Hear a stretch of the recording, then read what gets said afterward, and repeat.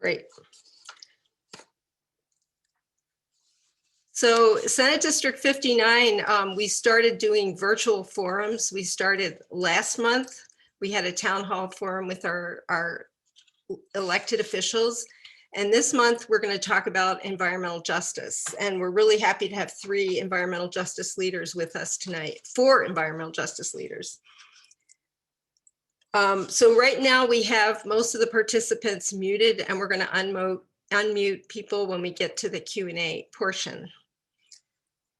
So I'd like to begin tonight by acknowledging that we gather today on the ancestral lands of the Dakota and Anishinaabe people. And we honor with gratitude the land itself and the Dakota and Anishinaabe people who have stewarded it throughout the generations. So we have a great panel tonight. I'll introduce our 4 panelists, and then I have a couple of slides depicting some of the pollution sources in North Minneapolis, and then I'll turn it over to Roxxanne first, and then Marco, and then Marcus. So Roxxanne O'Brien is with Community Members for Environmental Justice, and she'll be our first speaker. Second of all, we have Marco Hernandez, who's Policy Director with COPAL, and Representative Fue Lee, who represents 59A, and he's the chief author of the Cumulative Impacts Bill. And then finally, we'll hear from Marcus Mills, who's a board member of Community Power. So I'm going to quick share my screen here.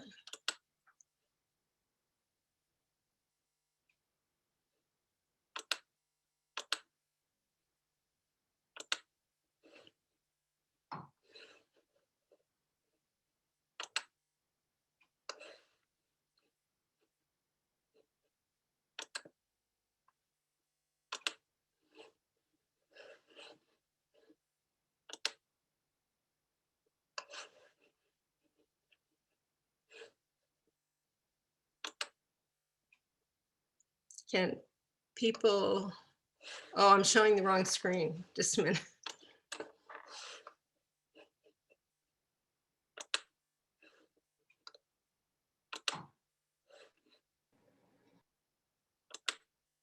Oh no, desktop too, there we go.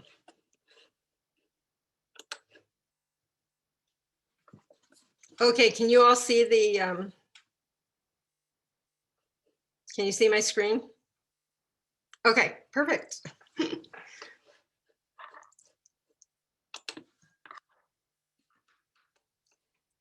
So North Minneapolis, if you look up on the EPA website and you look at the zip code 554111, you can see all the pollution sources that are in North Minneapolis. So North Minneapolis is 54% community of color. There are high rates of asthma and lead poisoning, and also other health disparities and economic and educational disparities as well. 55411, which is the near north side, is home to a municipal incinerator, which is the Herc burner, 222 hazardous waste sites, 15 brownfields, which are abandoned toxic waste sites, 11 air pollution sources, and 6 toxic release inventory reporting facilities.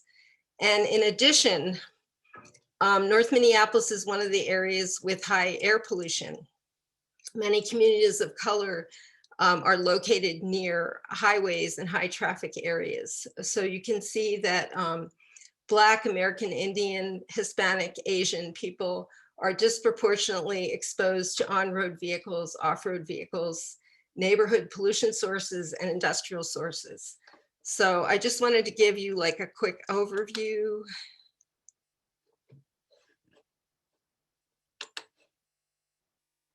Great, so now I'm going to turn over to Roxxanne with Community Members for Environmental Justice. And I know Roxxanne has been working in the community for over 10 years and has been a very active advocate for environmental justice. Roxxanne. Thank you, Kathleen. And just real quick, I want to give a shout out to one of our younger leaders who's been trying to learn some of the work and shadow some of the work out here. So she just said, hey, and I couldn't figure out how to type back, but hey, Tasia, shout outs to you for all the hard work you've been doing. A young upcoming leader, and I hope you guys get to meet her soon. But yeah, my name is Roxanne O'Brien, and I live in North Minneapolis. I am actually originally from LA, but my mom moved here in '87 when Minnesota was like second in the nation on education. And so that's why I'm here. And one of the things that I like to tell people um, is that when, even as a child, I was able to know that there was poison in the air driving between North Minneapolis and Northeast Minneapolis, because we stayed between really all areas of Minneapolis, but definitely Northeast and North Side always had like this strange poisonous smell. So I didn't really, know, my mom didn't know, she wasn't able to explain to me why it smelled like poison in the air. But as I grew up and started working on different issues in the community, um, the issue of pollution and poison came back probably around the time I was maybe 20, no, that's not true. Maybe about 20, 25, 26. Um, I started to learn about different issues around racism. And, my mother was a teacher, so she tried to explain to me as a child about racism and white supremacy. But, you never really understand until you get to be an adult and you start facing things and understanding the world from experience. So I started to work on environmental justice because, um, well, someone had reached out to me with some information and broke it down pretty simple for me, because the language is hard to talk about environment. And in the area, in the different rooms that we talk about environmental justice, it seems like a distant issue for some people because people aren't aware of how the environment really connects to them and their families. But one day I was able to make those connections by realizing that a pollution facility called Northern Metals was trying to increase their pollution, or they were trying to increase their permit to 1,000% of what they could pollute. And I just knew that that didn't sound right. I didn't have any training to be able to understand permits or permit reviews. But I started to work with different people who had been doing this work way before me. A lot of elders in the community supported me and pushed me uplifted me to be able to do the work that I've been doing. So places, people like EJAM and other folks from our communities really lifted me up and helped me to understand a lot of the issues that were going on. Northern Metals being one of them, was a really big fight. It was a 10-year fight. And it's still technically ongoing. It's just kind of simmering right now. But, if any of you guys remember, uh, some of the work that CMEJ did in partnership with Minnesota Center for Environmental Advocacy, we had some legal support to help us shut down the emissions coming from Northern Metals. So now Northern Metals still exists in North Minneapolis. They still collect different metals in cars and things. However, they have moved to another area called Becker that also is going to be possibly the home to the new Excel Sherco Sherco facility. So I think that what you start to see is a pattern of facilities that are in our communities exploiting us. And you see, you start to see that a lot of these facilities are being looked at or called jobs, right? So there's this fight between, protecting our communities and people having jobs. And so there's just a lot of confusion on what our economy is, how to take care of it. and there's a disconnect between the understanding between the economy and our ecosystem, when really it's one and the same.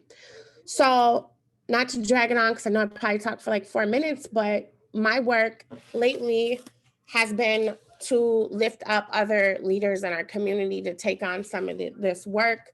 There are other facilities in our community that don't necessarily have permit reviews, aren't really accountable to the community, refuse to kind of meet or have meetings with community, and continue to make millions of dollars off of our fresh air and our water, our water source, our drinking water source. So it's a lot, but you know, CMEJ, Community Members for Environmental Justice, is really just the way that we're describing the coalition of people who keep coming together to work on this work.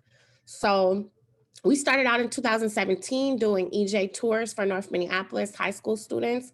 You know, my dream was always to do that for politicians, but it never happened, but I'm still open to that. Maybe after COVID, or maybe looking into some other ways to pull in public officials to have a more understanding of how environmental justice works, how it's a holistic picture. It's not just some stand aside thing. It's about undoing the harm that racism and white supremacy has done to our communities and to our environments. It's about getting justice, racial justice. And so we did a lot of tours, just really trying to engage people in a different way, bringing them to different parts of our communities, trying to connect the dots of how our communities were put together, how we seem to be on the north side, a big pot of undesirables. So everybody kind of, you know, puts their garbage here. So like, you know, we've got this Herc burner. The Herc burner is owned by the county, and the county is about 44 different cities. So when you think about the Herc taking in the trash from 43 other cities, you know, you start to see how Minneapolis has become the dumping ground and has become underrepresented. So I just tried to paint that picture for a lot of people with the tours. We had a lot of people coming and helping out with each part of the tour. And again, we joined the litigation of the Northern Metals Consent Decree with MCEA, and worked with Attorney General Keith Ellison and the city of Minneapolis to shut them down, to basically hold them accountable. They had lied 9 times in 1 month alone about their admissions. And so that's technically 9 felonies, but you're gonna have to ask Mike Freeman to probably prosecute them, because that's kind of, that ball has been dropped. But also we did a lot of meetings with State Representative Fue Lee, and other public officials. State Representative Fue Lee is what I would call an environmental justice champion. He's been very supportive and have heard a lot of our concerns and turned them into different policies that could support our work and support our community's health. So shout outs to him. And we also in 2020, we don't really have a lot of funding at all. But in 2020, we wrote our position on COVID-19 and its correlation to high emissions of particulate matter. So we basically, had to bring attention to this issue. A lot of people weren't even thinking about checking out these studies being done around the state and the correlation, but we pushed the city and the state facilities to start to have that conversation. So we hope to do more work on that soon. We also did some co-counseling sessions with folks, just introducing them to a technique that came about in the 70s from an organizer, where it's a way where people don't have to pay, but they work with certain individuals in their community that they trust to still have confidentiality and support when we're going through different traumatic experiences. You can call somebody and somebody will listen to you and not say a word. So just trying to bring in more into this environmental justice work, other than just conversations about environment, because people need to connect environment and people. You can't have healthy people without a healthy environment. You can't have a healthy environment without healthy people. So trying to just come up with different ways to take care of ourselves during this work and during these struggles. And the last thing I wanted to say was We've been trying to lately organize, we did get some funding, so I'm really excited about the work that's coming up in North Minneapolis, getting some leaders together to do some to community safety strategies and put that together with environmental emergency preparedness plans. So kind of putting both work together, building relationships with people on the blocks so that people can start to understand what people's strengths are, how can we support each other in the event of a disaster or a social unrest, and just things of that nature. And still planning meetings with city and state departments, but our most recent win was pushing the city to acknowledge that they needed to do an environmental review on the Upper Harbor Terminal before they made any more further decisions. Upper Harbor Terminal is another issue in itself, but it's still an environmental justice issue. It's still an issue that involves white supremacy, where we have the last piece of land on the Mississippi, which is a very important piece of undeveloped land, the last piece of undeveloped land, which affects not just Minnesota, but everybody down to I want to say the Gulf of Mexico or New Mexico. The Mississippi doesn't just serve us and give us fresh water. This is something that is bigger than us. And so trying to keep that in mind when we think about what we need at the Upper Harbor Terminal, and really working hard to address these issues that keep coming up historically, because we're still dealing with the same white supremacist issues. So, thank you. Roxanne, thank you. That was amazing. So let's talk about a couple policy solutions. They're not going to solve everything, but there's some policy proposals out there. So Marco and Representative Lee, Marco, are you going to go first or? Yeah, I can definitely go first, set the narrative, and then we'll have Representative Lee close out with what the actual policy is and says. Is that all right with you, Representative Lee? Cool. All right. And so my name is Marco Hernandez. I use he, they pronouns. I'm the public policy director at COPAL, Communities Organizing for Latino Power and Action. I'm also in wearing different hats, member on the Governor's Advisory Council on Climate Change and the executive vice president of the Minnesota Young DFL. So I'm super involved in a lot of things and really doing a lot of this policy work. But one of them is on cumulative impacts.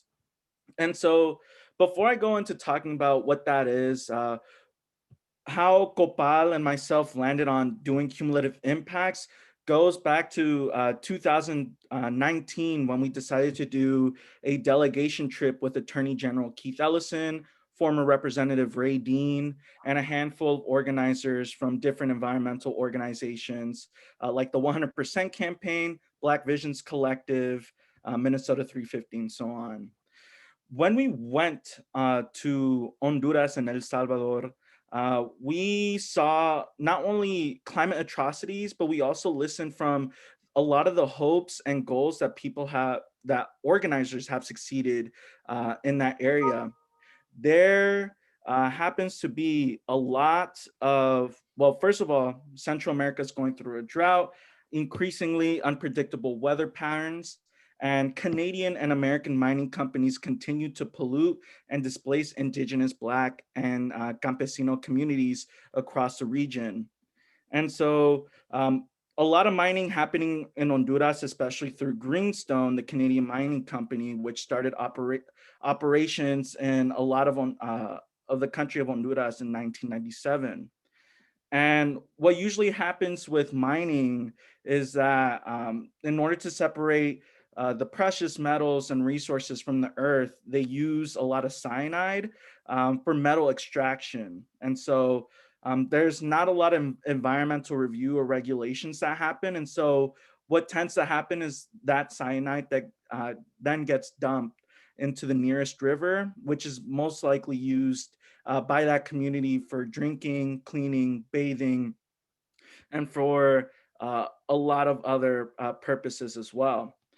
And then we saw, not only did we see and witness, we've heard about the many different conflicts too over natural resources and inhabited lands. The extractive economy uses the military in order to protect their interests, and clashes break out between community members and extractive actors. And as a group with former Representative Ray Dean, we were in one of these rural communities, and after leaving, we heard gunshots in our directions from the Army across the river protecting mining companies' land that they're using to explore for resources. But usually what they mean when they explore is that they're already extracting. And so all that leads to anti-sentiment towards defenders of the earth and water. And so there are 7,700 campesinos, and among them 1,700 are women and judicially prosecuted nationwide in Honduras. And so they use a lot of their power to judicially prosecute, get warrants, and to arrest them, and which leads to a lot of forced migration. And some of y'all are asking, well, why is this important in Minnesota? And so we are seeing an increase of Central American immigrants in the Twin Cities and especially in Southern Minnesota. Worthington, a community of 13,000 in Southern Minnesota, has received more unaccompanied minors per capita than almost anywhere in the country. And not only do some of them finish a dangerous trek north, arriving to the US, they have to then experience racism and institutional discrimination the hard way. And many immigrants cannot afford to live in a community with good air quality and or adequate housing. And in addition, the current stance, well, the former stance of the US government was that climate change is a hoax. And the current stance still is that there is no acknowledgement of the responsibility the US has towards Latin American immigrants. We also had community meetings with Attorney General Keith Ellison's office in Minneapolis. And that's when we started to see the connections that, oh, how mining works in Latin America, we're seeing here with indigenous communities as well too, with pipelines. We're seeing a lot of industries, polluters being concentrated in areas where are historically either underrepresented. There's a lot of BIPOC folks living there, or low or a huge concentration of folks that are living on or below the federal poverty line. And so after having these conversations, we then, speaking with an organizer from the Center for Earth and Energy Democracy, we then started to come up with a cumulative impacts bill. That organizer from SEED heard it from Senator Cory Booker, who is pushing something on the federal level as well. And this year, we're starting to see even Representative Cori Bush, who's representing St. Louis, Missouri, working with Senator Cory Booker in passing cumulative impacts legislation with civil rights language in the bill. And so now we're seeing that this is something happening nationwide, and that's really important, and people are starting to wake up because this has been a narrative for far too long, and now we need to put people over pollution. I am originally from Richmond, California, which is home to the second biggest refinery in that state, which is the Chevron refinery. And of course, Richmond is full of Latino immigrants, as well as huge Black community that's situated there too, which is 10 minutes away from Oakland.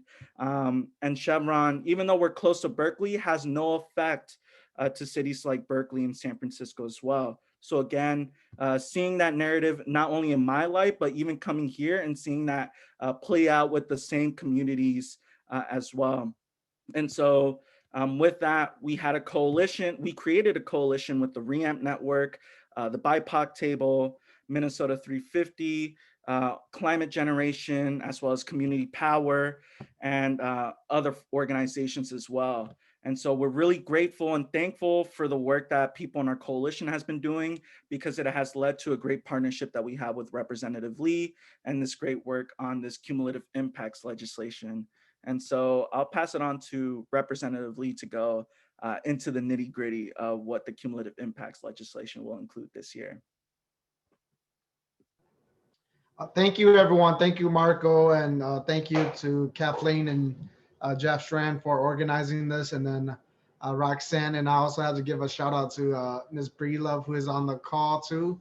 Really appreciate some of the efforts that you have in the past. And for all of you who are interested in environmental justice, I would say that, the cumulative impact bill that I've been working on, right away when I got into office, Roxxanne, came into my office. We were just talking about how could we expand the work from the work that Representative Karen Clark had done in South Minneapolis in the Phillips neighborhood to include the north side, and then from there on, we went on to expand the bill to the 7-county metro area, and now working with Marco and the rest of the EJ coalition to see how could we expand this, throughout the state and really identifying environmental justice communities. And so just so all you know, we had a bill hearing today in the Environment and Natural Resources Finance and Policy Committee. I thought that went pretty well overall. Most of the opposition were from the Chamber of Commerce, who were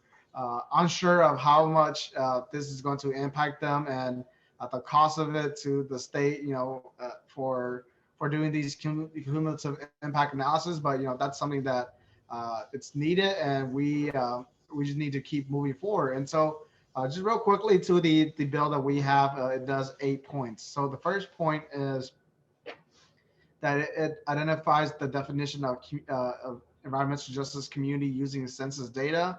40% or more of the population is non-white.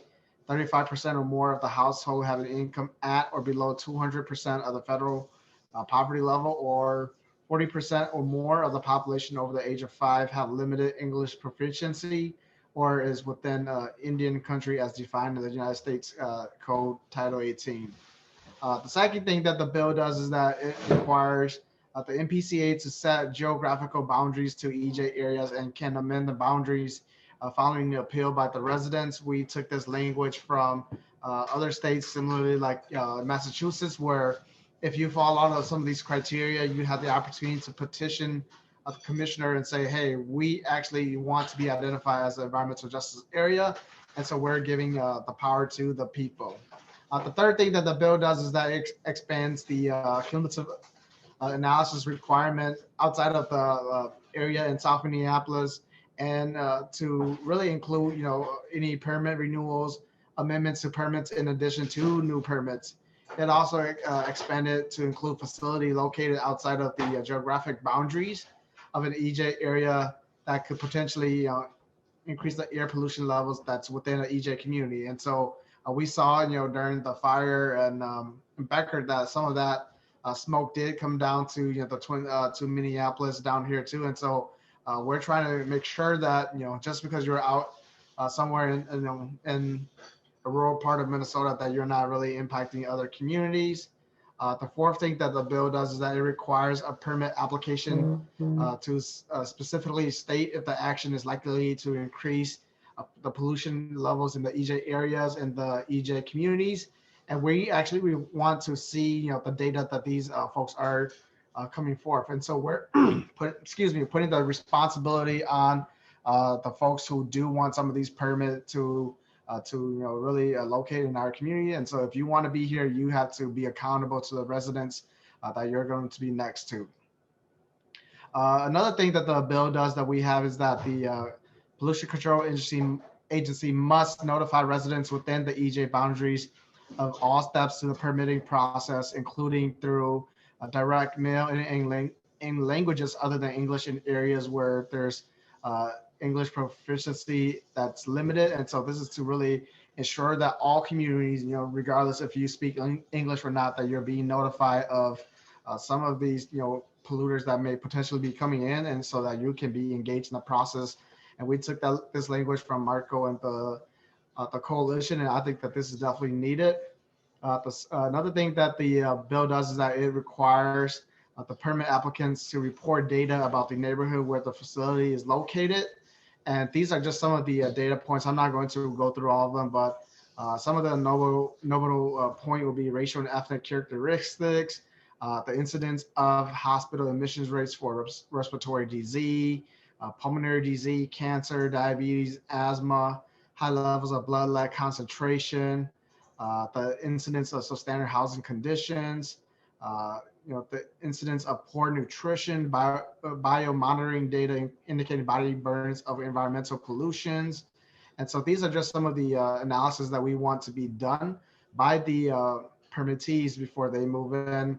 And then the bill goes further and said that if the MPCA determines that issuing a permit would contribute to increased levels of health or environmental impacts, the agency must either deny the permit or put restrictions on the facility that eliminate any contribution to the elevated health or environmental risk. And I think one of the big things that the bill does is that it also required the cost of compliance to this, all the cumulative impact, all these analysis to be paid for by the permit applicant, and so that we as the public don't have to bear the cost of some of these corporate polluters coming into our communities. But if they want to come in, they need to do this work. They need to pay for that work. And so just real briefly, that's the overview of the bill that we had that was heard today. And like I said, we had a lot of folks come out and support. And so I really appreciate the work that Marco and other organizers did to really turn out people, from all walks of life, from all throughout the state of Minnesota, to really come in and talk about why this is needed. And as all of you may be aware, last week, the Office of the Legislative Auditor had a report on water gremlin in White Bear Lake about the failure of the MPCA and really enforcing some of their environmental regulations there. And we were able to use that as a talking point when we were presenting this bill and one of the other bills that were presented today. And so I'll leave it at that and move on to Marcus and be here to answer any questions later on. Thank you. Thanks so much, Representative Lee and Marco. So Marcus is next, and Marcus is going to talk about the CLEAR bill, which is a broader framework for looking at some of these disparities. So I'll turn it over to you, Marcus. Thanks, Kathleen, and thanks to everyone who came before me. We need to recognize that is a great boon that people do for us. Let's see. So my name is Marcus Mills. I'm Vice President of Community Power, an organization that began in 2013, attempting to rework the city's energy prospects. It was at the time referred to as Minneapolis Energy Options, and we started a campaign trying to achieve municipalization here in the city. We have since expanded our capabilities out to Minnesota as a whole, and been attempting to come up with innovative solutions for the climate crisis moving forward.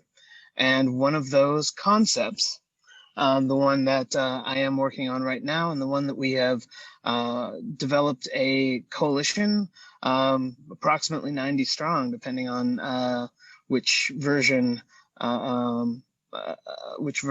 time frame you're talking about, to push forward a bill that we've crafted and are trying to get community support and community feedback into.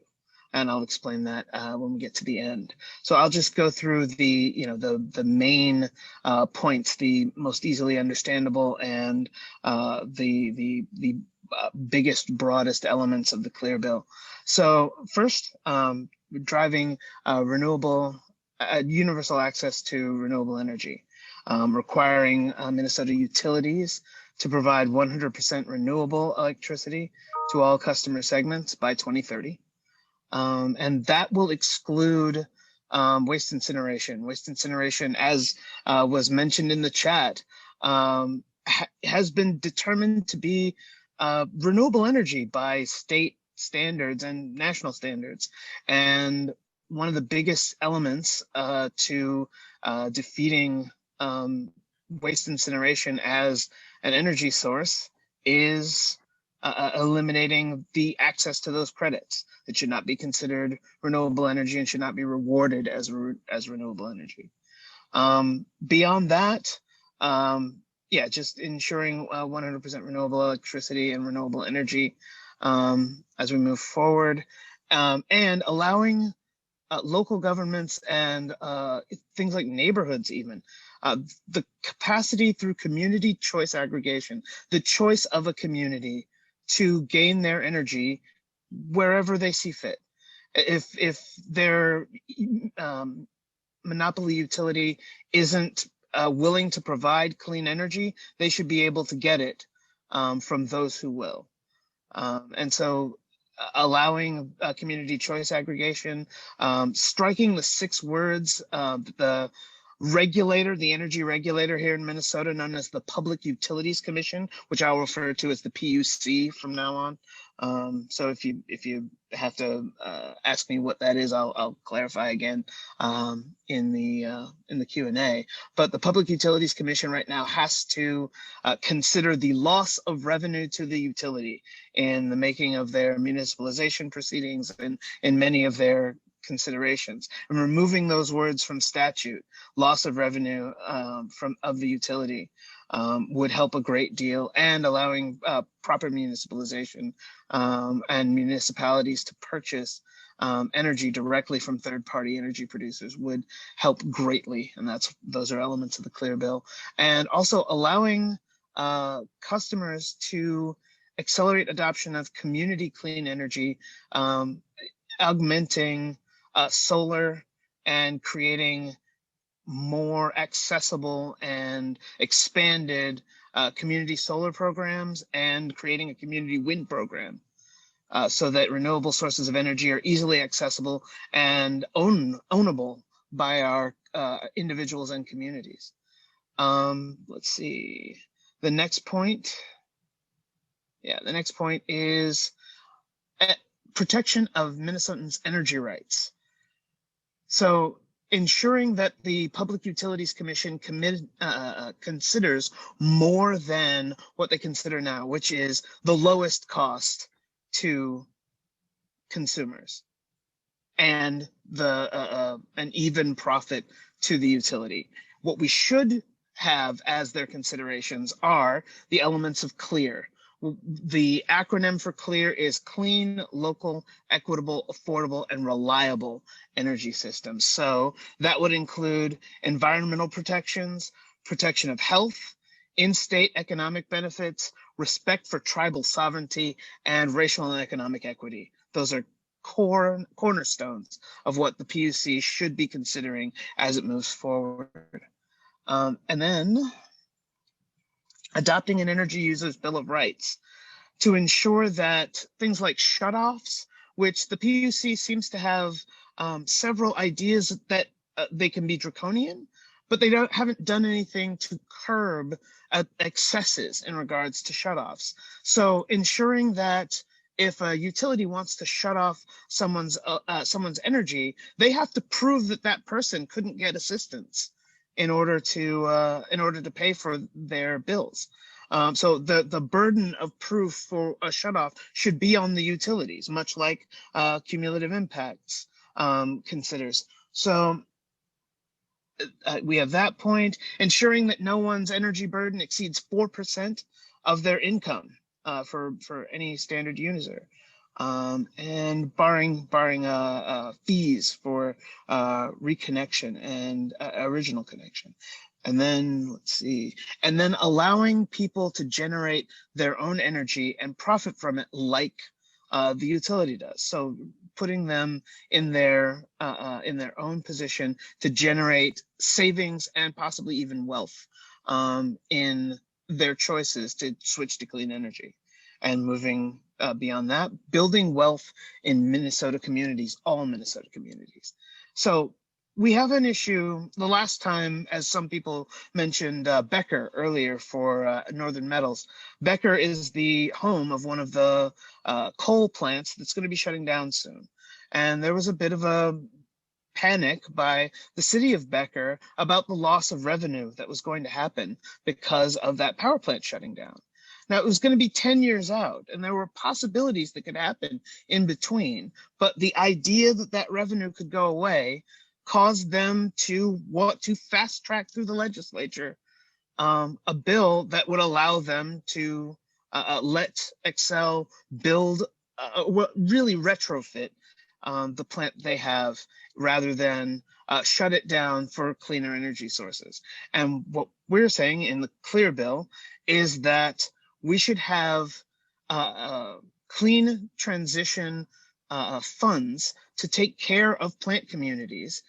And we should also be providing the kind of job retraining capabilities in large scale so that we're not leaving communities or their breadwinners behind in the process of transitioning out to clean energy. We should be creating just transitions for all workers and communities of all stripes, low income, communities of color, indigenous, disabled, rural, urban, and especially frontline communities, those that are most directly and immediately impacted by pollution and the effects of climate change. So ensuring that there are funds created to generate just transition capacities, and finally to create like green service banks to serve the transitions on every level. I'll actually be getting back to elements of job retraining in just a moment on number 5. But number 4 is electrify the economy. Very simply, electrify transportation. There are standards that we could implement that already exist in other places like California, implementing clean energy transportation, both personal and both infrastructure for personal and public transit is a major element. And then our building codes. We need to ensure that all building going forward is electrified and energy efficient, and is dedicated towards clean energy in what it uses. So providing and promoting stretch codes so that municipalities can push for better requirements than the state is ordinarily ready for, partly because rural communities often do not need the same or do not want the same requirements. Allowing municipalities that do want to create better restrictions, better requirements should be allowed. And those are commonly known as stretch codes, amongst other things. And generating district heating, promoting and adopting district heating models. So we have in several cities around the country models that begin with water pipes underneath the city as sources of district heat, and aquifers are even being considered to accomplish this kind of thing. And so those are elements that could be utilized in our movements toward both electrification, proper heating, and full transition. Second to last thing, we have the concept of workforce remodeling, ensuring workforce diversity in our processes, and ensuring that the guarantee of green jobs as we move forward, because of all the work that we do need to do, make sure that we're not leaving behind communities that are generally either happenstantially or intentionally excluded from the benefits in the workforce that will be providing our future transition. And this concept comes out of some things that we were trying in Minneapolis. If you consider like the green zones in Minneapolis, if you consider the idea of creating places where you're going to need to do the most work, and these are usually places where the buildings and homes are the least energy efficient, and you're going to be doing a great deal of work there. These are usually also communities of color. These are poorer districts and places where the people living there could actually use the economic boost of the work to do the transitioning. And so we should concentrate on ensuring that that kind of work is done by the folks from those communities, because one of the biggest hurdles to good job transition in many of these circumstances is transport.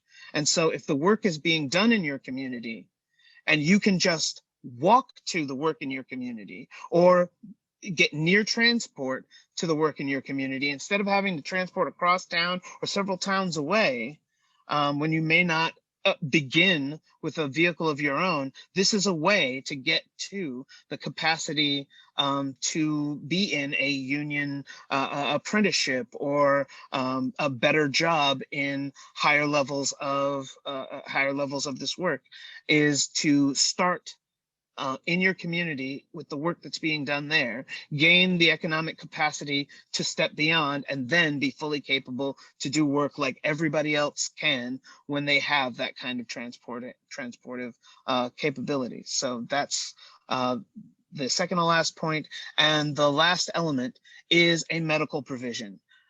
We've talked about the idea that we can't have healthy people, we can't have a healthy environment without taking care of the health of our people. And one of the elements that happens with medical professionals on the regular is they know that they're dealing with a patient who has an environmental issue causing them their difficulties, say respiratory issues caused by, it could be, let's think about things that are homebound, like black mold or maybe even lead poisoning. Those kinds of things can be abated. We can literally remove them from the home. But the doctor currently doesn't have the capability to prescribe that kind of solution. So they can deal with the symptoms, but they cannot deal with the source of the problem. We should require that doctors be permitted to prescribe abatements for circumstances that they know are causing chronic medical issues for their patients. And so abatements to remove the problem, and things like insulation to ensure that those kinds of problems cannot build. So as a preventative measure. And because it's a medical prescription, we should require that if you want to do business as a medical insurer in Minnesota, you should be required to permit those prescriptions to be paid for by medical insurance. Those are the main concepts of CLEAR, from top to bottom. We are also, one major element of what the CLEAR Coalition is trying to accomplish is to get not just community buy-in and community participation in the coalition, but to find out what communities actually need for themselves. For quite some time, we've been working with Marco and COPAL to ensure that we have, so that we're onboarding elements of the cumulative impacts bill so we can expand the conversation. While cumulative impacts is its own thing, its own process, and probably going to make some of its best strides this year, in the CLEAR conversation, we need to be bringing up what communities actually need, and that includes cumulative impacts. And so cumulative impacts is one of the concepts we're adding. We have gotten suggestions about anti-green gentrification, community benefit agreements, and regenerative agriculture as possible additions to the bill. And we'll keep doing outreach as we're building the coalition, both out here in our communities and in the green advocacy world, and as we build pathways in the legislature. So those are the main elements. I'm obviously happy to take questions during the Q&A section, but I'll turn things back over to Kathleen so we can get on with things. Thanks for listening. Thanks so much, Marcus. I was a little distracted. I was trying to send Karen Clark the link and she to the Zoom. So hopefully she can join us because she worked on impacts before. So before I open it up for questions for everybody, Marcus, what is the timeline? I know this is a pretty big bill and you've been working on it for a while. So this obviously is something that's not going to get introduced this session and right. long-term thing. Absolutely. So I'll say partly because of the way the legislature turned out and the kind of giant nature of this bill and what it tries to accomplish, the likelihood of it getting past the Senate seemed low. But one of the main plans in the campaign plan for the Clear Bill is to work through getting it out into the communities and getting that feedback during 2021, building our legislative allyship and the capabilities that puts forward in 2021 and early 2022, and then making this a major campaign issue in 2022.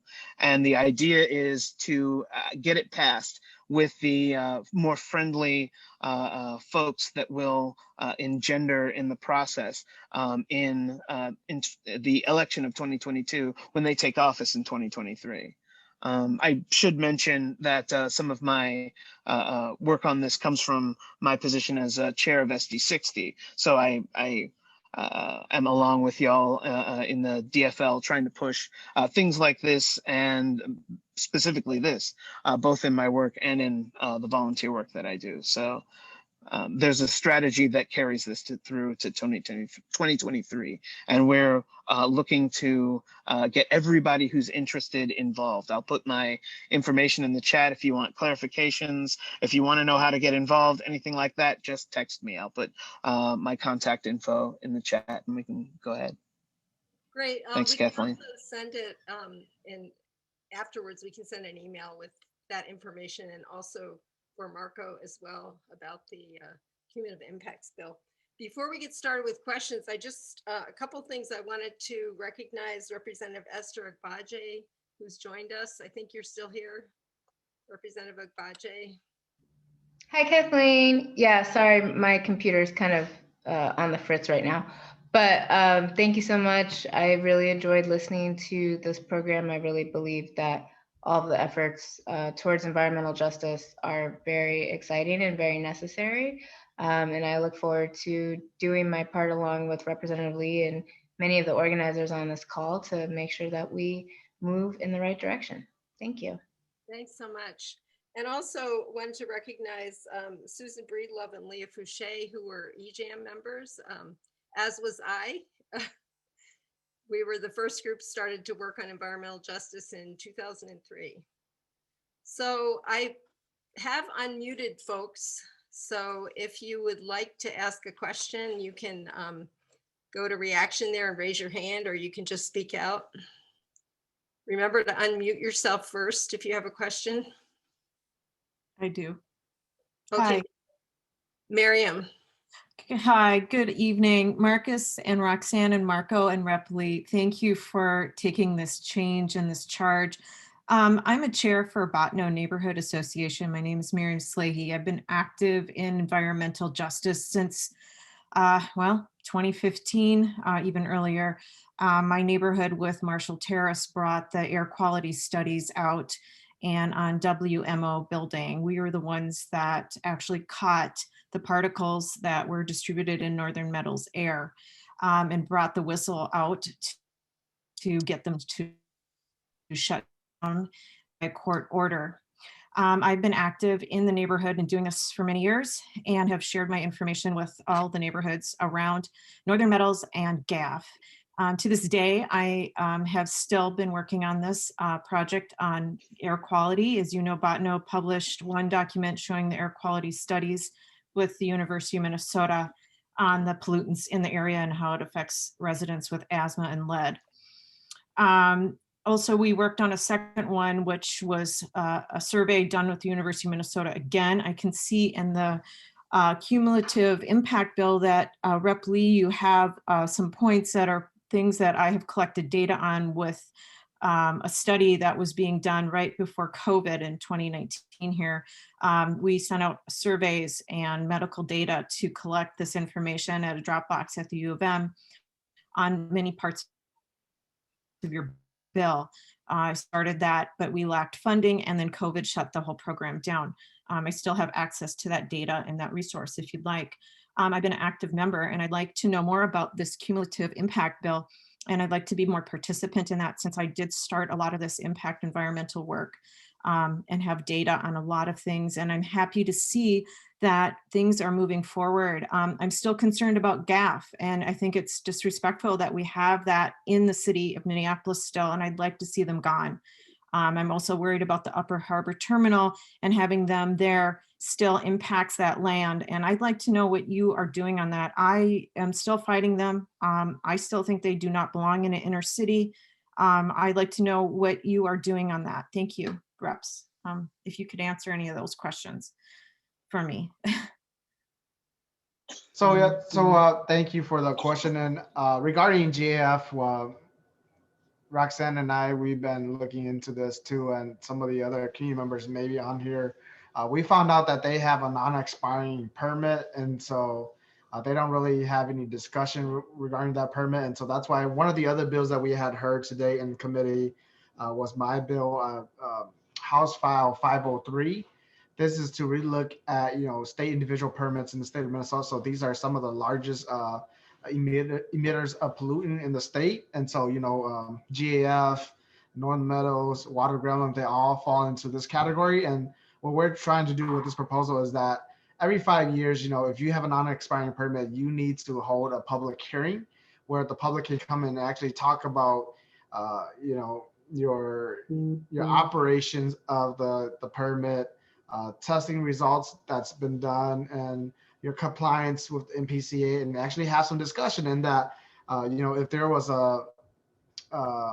an action step from the meeting saying that, hey, the community members want the PCA to review the permit, the PCA has to answer to the community. If they deem that they don't want to review the permit, they have to provide in writing why they thought that is so. And so that proposal is one of the steps towards getting some of these corporate polluters to be more responsive to our community members. And we face a lot of pushback from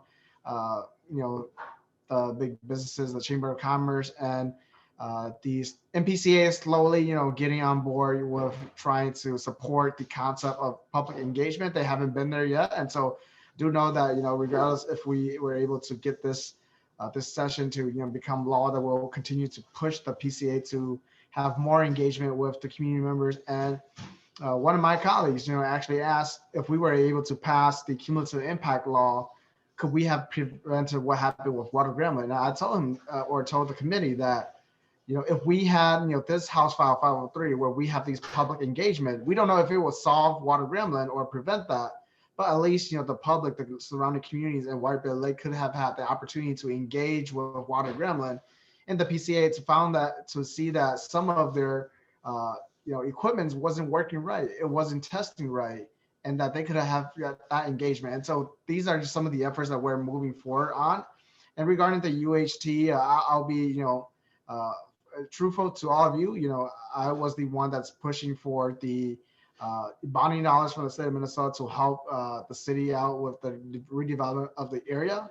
But I also want all of you to hold myself accountable and the city accountable too. And I have heard from a few of you talking about some of the environmental concern, and I have pushed the city, in addition to some of the efforts that you have, to really look at that piece and for them to be responsive to all of you. And so I have heard from all of you, and will continue to do that.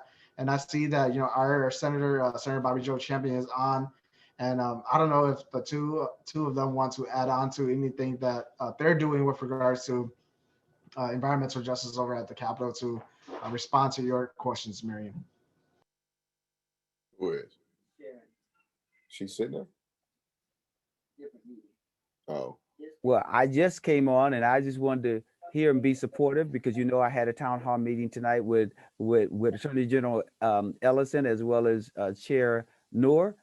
So I came in at the end, so I'll listen and then I will just be supportive because everything that you talked about is everything that we support. Look at Bobby Joe. So thank you so much for that.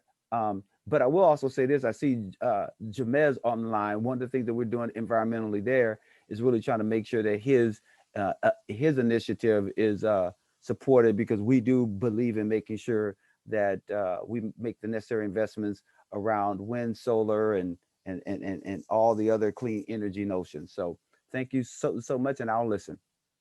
And Senator Champion is the Senate author of the Cumulative Impacts Bill.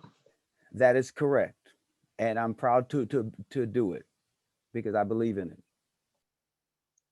I'll just add that I am I've signed on to the 100% renewable energy bill, the one on electricity. And I know that there has been a lot of conversation, as you know, a lot of conversation took place this evening about the HERC. So I know that there's much more discussions there about how that's going to work in that bill. And I've also been talking to a number of other community organizers across the district who are really focused on wanting to enhance, move towards a zero waste policy. And so we're looking at ways to further implement organics recycling across the district. So those are some of the areas that I've been involved in most recently at the Capitol, but I'm always looking for ways to engage further. And I actually really liked hearing a lot about the cumulative impacts bill that Representative Lee is doing. And I think that that's a really strong bill, and that's something that we need to be incorporating in all of the work that we're doing that concerns environmental justice. So thank you. And I shared the link for the 100% bill in the chat. Oh, more questions?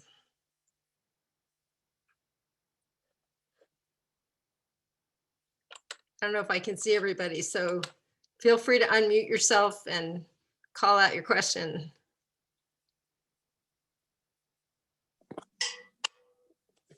Hi, this is Erica Schläger de Santos, and I'm just very grateful that the caucus has brought this together this evening. I'm a member of the DFL Environmental Caucus, a member of the CMEG, EJ, and Solar Scenes was started in North Minneapolis in 2010, platform for environmental and social justice questions and awareness at that time. I'm really, really struck, Marcus, by this notion of doctors engaging doctors. When we moved to Atlanta for a period of time, there was a doctor that called into the YMCA where my daughter was a swim instructor, and they were required to take their breaks in the room where the vats of chlorine were. She had a lung burn from that chlorine, and that doctor engaged the YMCA in Atlanta to stop the practice immediately. Doctors can be very powerful, and I was hoping also that we could look at the link between informed consent of the Civil Rights Act of 1964. It's Title VI, and it's something that as an interpreter in a medical setting, you come across often. You have to sign affirming that every community member that's come into that hospital or legal setting has an interpreter and full understanding of their rights. And my hope is that we could discuss including informed consent from a civil rights standpoint into the bill, so that there's some legal precedent around what happens to your body and knowing about the dangers to your body prior to them happening. So I'm wondering if anybody can comment on that, the depth to which informed consent has been looked at, and when we join civil rights, the Civil Rights Act with environmental justice. Thanks, I'll listen. Appreciate you all. Very interesting. First of all, thank you for sharing both your story and the concept, the idea. First of all, that is a wonderful and beautiful idea that I had not yet considered. I've heard of Title VI, and I think that's a concept to be considered. It is a major element of ensuring that communities are not only served, but held safe, and that people actually have the capacity to promote their own safety and stand up for their rights. I very much appreciate what you've just said, and I'm adding it to the concepts for consideration here. I'm gonna look this up. If you happen to have real quick access, if you can transmit to myself or Kathleen any direct information you have on that, I can look it up. But if you have it readily available, I can start the process of adding it into the coalition conversation to make sure that it's a part of CLEAR moving forward. Thank you very much for the suggestion. Yeah, I would like to talk. I'll take offline. I'll contact you and see if I can participate in that. It comes straight out of some of the laws that pertain to interpreters, medical interpreters. Gotcha. Yeah, and we can send contact information for folks if you want to join the Clear Coalition or find out more about cumulative impacts. More questions? I think, Susan, you're muted. Did you want to say something? Now am I muted? You're okay now. Oh, you're muted again. Now I'm okay? Yeah, but your voice is kind of low. Okay. I tend to be a thinker in holistic lines so that I don't just include the human community. And when I think about the north side, I'm thinking about the vegetation, the animals and so forth, especially looking at the upper Mississippi, the harbor. And I've been talking to some people that are active in the Audubon Society. Can you hear me now? Mhm. Okay. And some of them are like Zion Hofstede, Phyllis Kahn, Keith Olsted. Did you all know that nesting birds are protected under federal law? And that we have 2 rookeries right alongside the upper Mississippi harbor there. And we have the birds that nest in the rookeries rest over on the west bank. I've watched them. So it's another thing that we're gonna meet about this tomorrow and be looking at the effects, the health effects to our fauna and to our animals on the north side and northeast too, as a result of this expansion or taking over the lands of the upper Mississippi harbor.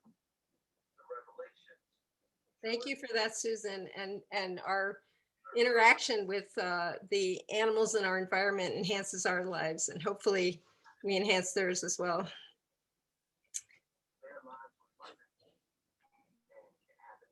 Anybody additional comments? I'm trying to look here.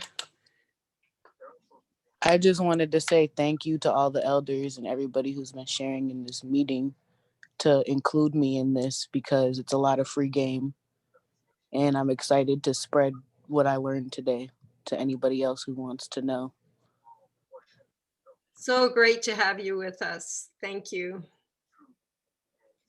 I'll also share something else in the chat. MN 350 has put together on a page on their website, climate justice bills. And I'll share that link and you can take a look at it. And they also have articulated some principles. And I can tell you what those are real quick. Decarbonize all sectors of our economy by 2040. Prioritize investment in communities first and who are most affected by the climate crisis. Ensure that all policies prioritize racial, economic, and gender inequalities, and uphold the state of Minnesota's treaty responsibilities in all decisions, public processes, and policies. And I think those are all good principles to follow as we craft any legislation to address climate and other environmental injustices. So I will put that in the chat. This is your chance to ask questions.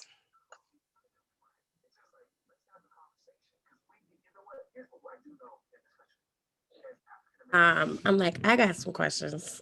This is Roxanne. I was wondering if we're ever going to like join forces as a community here and make an example out of Northern Metals and like actually pursue prosecution. Because I just don't understand how a company can commit 9 felonies in 1 month and not be held accountable. I'm trying to figure that out, especially since North Minneapolis is like home of like, you know, all the Black on Black crime everybody talks about. And it's like, you know, when you look up research around, you know, pollution versus homicide, the data says that pollution is killing us twice as much. So I'm just trying to figure out if it's only murder if it's by a gun, or if it's murder if it's also by chemical. I'm just wondering if somebody can answer that for me.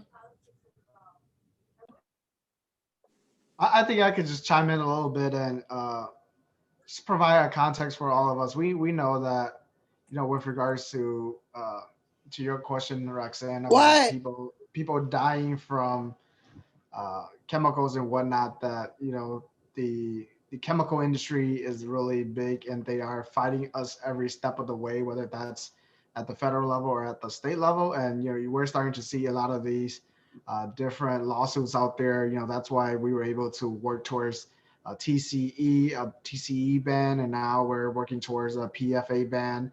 And we have found that these are, you know, the PFAs, what they call a forever chemical, that it never leaves once, you know, it's in the air or ground or whatnot. And so just know that, you know, there's a lot of pushback, you know, that has a lot of money tied to it. But for what we're doing over at the state level, we're reevaluating. We have legislation to look at penalties for repeat offenders, so that we could actually, you know, hit them where it hurts. We know that some of our penalty laws haven't been updated in a while, and so I think that's a path forward. You know, really evaluating and seeing what can we do at the state level to hit some of these, you know, bad actors, some of these corporate polluters where it hurt the most, which is their purse. And so I do have a legislation out there on that issue, and we're continuing to explore what can we do around that issue. Thanks, Representative Lee. Okay. Also, I was going to ask, especially Roxanne, because you live in the community. I know there's a lot of stress right now with COVID and the economy as well, which puts more stress on people that are already disproportionately impacted by environmental pollution, air pollution, toxic sources and stuff. And I was wondering what you're seeing in North Minneapolis, Roxanne. I'm seeing a lot of grief, including within myself. So I'm not just seeing it, I'm feeling it. I'm feeling like the depression, the hopelessness. I mean, it comes in waves, some waves like tsunamis. But I'm definitely concerned that this summer will be the hardest summer we've ever seen. And that we need to put some resources and tools in place to be able to prepare for that. So I know I'm trying to do my part and not burn myself out, because I think it's important. I'm not sure. I invited one of my neighbors on here who I just met today because her car was stolen on our block. And, you know, I think that the environment is a big reflection of like how people are feeling on the inside. And the fact that we just had a pandemic, you know, one of the things poor people or people, you know what I'm saying, who've been exploited for forever, for generations, one of the things that we do is eat together, and we hang out together. And so even if we don't have any money, or we're not, you know, we're not stable economically, we come together and we eat. And we didn't have that. You know, we had a lot of people passing, and we had a lot of people who couldn't come together. We had a lot of people who, like, families have been, I know my family was definitely put through the test last year, and it was hard. So I think we have to really, I'm not saying like this needs to be just a topic tonight. I'm saying if we don't really put in place something for mental health, because I was reading something and it's like 0.05% of the public health dollars nationally are spent on mental health. So that's a problem. And so we don't even have like enough psychiatrists or counselors out here to deal with what's to come after a year of like grieving and pandemic and stress and uprising and social unrest. And like, after all that stress, if we're not expecting some sort of like consequence of that, then we're not paying attention. And so, you know, for me, I can already feel it heating up over here. And I'm like, I just hope people are thinking about us when whatever campaigns we're doing, you know, we're defunding police. Okay, well, what's the plan? Like, what's the plan then for community? And how our community gonna have the tools to be able to deal with this? Because I know there's a lot of money floating around, but I'm not quite sure of like how we're preparing each other. And there will be another social unrest this summer, like whether it comes from the pandemic or whether it comes from the court case. And then, you know, we haven't seen a natural disaster in a while, you know what I'm saying? Like the tornadoes. So like you can only expect at some point in time, some sort of flood or some sort of like environmental disaster that will come and make the shit even worse. So I hope y'all can bleep that out on the recorded one. But anyway, yeah, that's what I'm saying. That's what I'm seeing. And you know, I hope we can come together and really think about that somehow. I'd like to say something really positive about how we've gotten together in dealing with the COVID. It came to my attention that there were not vaccine available for people that were seniors above 65, that were not in a facility. And so I put a lot of pressure on the governor's office and the Department of Health. And I'm one of the founders of Pilot City, now called North Point. And one of the reasons we started that institution was to provide service to the whole community. At that time, the Public Department of Health was providing vaccine to North Point just to be used for their own patients. We put pressure on, I and some other people put pressure, please open the doors. And so now the whole north side is open to people 65 and over to get their shots or vaccine for COVID at North Point.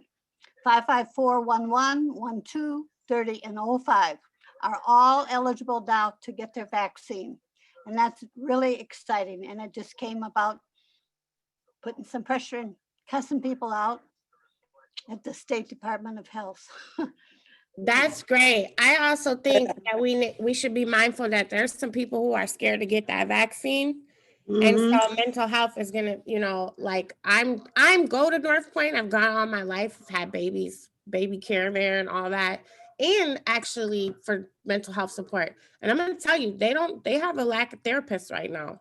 So I'm telling you from personal experience that we're gonna need some mental health support. They've always had in the whole state of Minnesota. When my stepson was killed, there was absolutely no help for him. When my grandson was killed on the streets 3 years ago, there was no help for him in terms of getting somebody that was culturally competent to deal with their difficulties. And so as hard as we tried on North Point, it's very difficult to get people that can deal with mental problems, mental illness on a cultural level. So I just wanted to kind of respond to that too, and I'm really thankful that our Senate district is hosting this, and you know, have myself, Senator Champion, and Representative Abaje on. Where Senator Champion said this, you know, at our town hall last week that he hosts, where you know our budget is our moral document, and right now is the time for all of you to engage with the three of us, and you know, the governor's office on what we should be prioritizing this year. And do know that, you know, this is the time for all of you to let us know, you know, what are your priorities as our residents here in the Senate district, so that as we work over at the Capitol, we could prioritize, you know, putting in more resources for mental health professional or whatnot. And so just know that, you know, this is an ongoing conversation and this is very timely, and that even after today, you know, you should all reach out to the three of us and really let us know what we can do to help and, you know, really work together to really move a budget that will reflect the needs and the want that we have here in the state of Minnesota going forward. Representative Fue Lee, can I also say thank you for considering housing? There's a woman sitting on the sidewalk outside of Sheltering Arms downtown, Salvation Army, and it was closed. The weather, it was 20 below, and the doors of the chapel were closed. There were about 17 people sitting outside. So to your point, Roxanne, we haven't seen a natural disaster, but we are having a disaster right now with folks that don't have a place to even get warm. And Right. so those, Totally. the elder that I saw on the sidewalk, she was sitting there when I stopped to talk with her for some time. She said she was sitting there because the sun was warmer there than where it was in front of the doors that were closed. And she was old enough to warrant a COVID vaccine if she would have chosen or had that option. But we have camps just behind LaDonna off of Glenwood as well. There's encampments, and as a member of Seeds to Harvest, we've been doing some things on Saturdays, but there's Saturdays coming up, 1 hour of service in your community, Saturday the 20th and Saturday the 27th. We're going to be going into camps, bringing power, just being in relationship, bringing food, power, hand warmers, socks, and going in not just with these service remedies, but to be in conversation and be in relationship with people to find out how they're doing. And the third thing I just wanted to add is that mental health issues are also affected by the environment.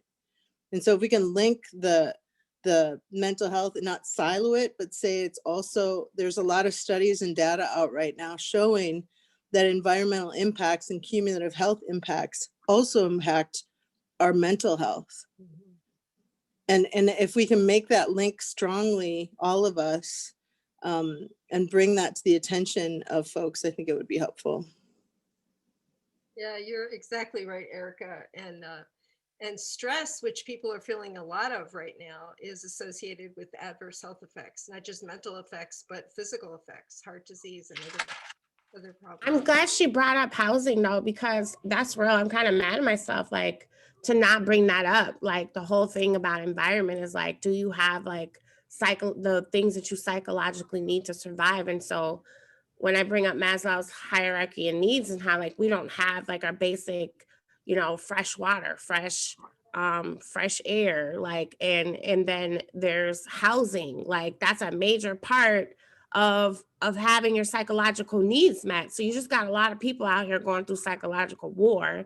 And then, yeah, I mean, war in a pandemic and an uprising, like it all is connected. Mental health is definitely connected to the environment. And so that's why I keep bringing that up too. Like, man, if we don't see that every time, it's just another layer of burden on us. We're gonna see, higher rates of mental health issues, and it's gonna skyrocket. So yeah, and then housing, like this is ridiculous that people even would have to.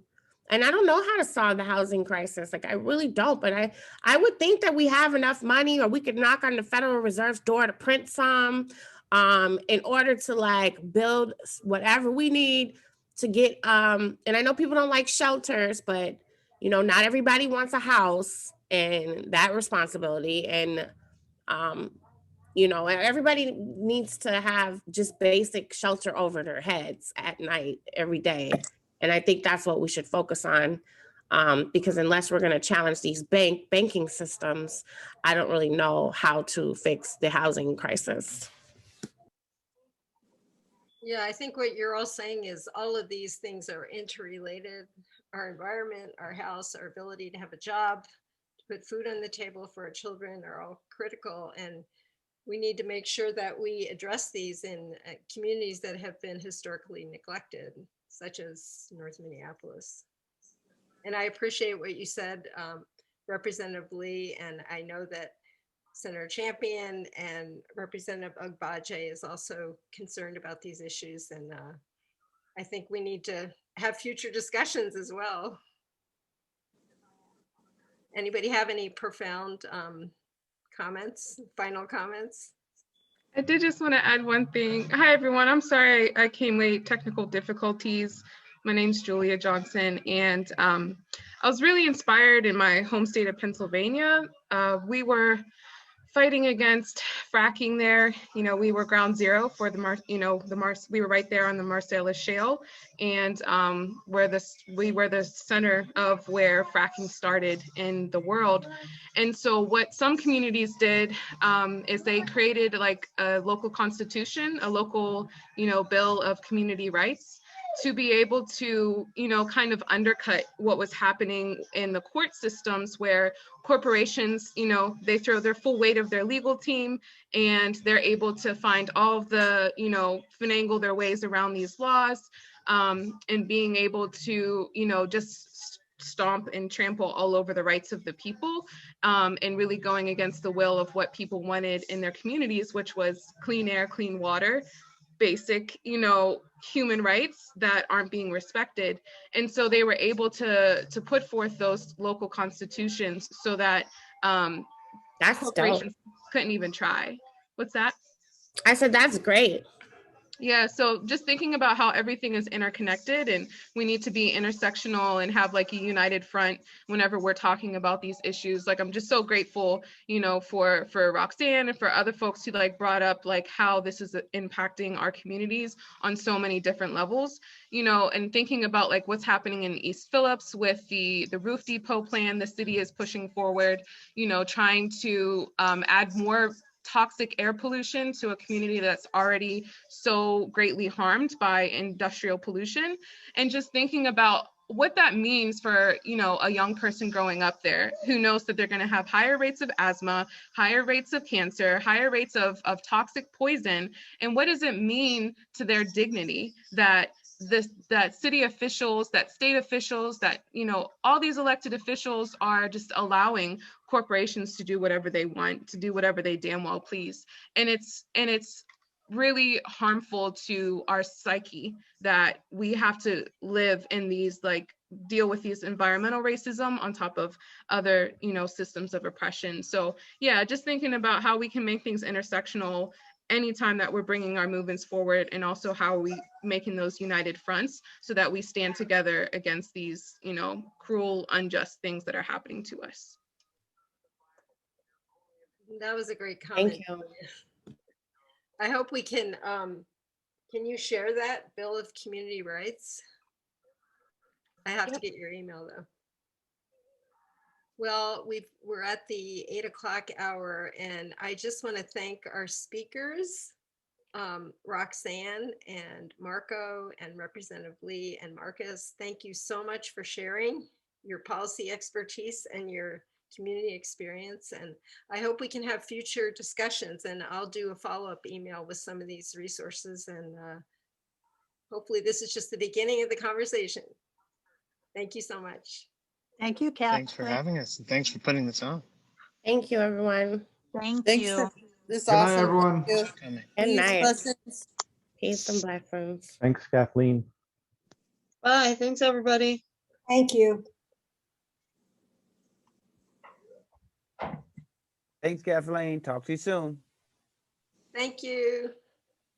Wonderfully done, Kathleen. We'll talk soon. Take care.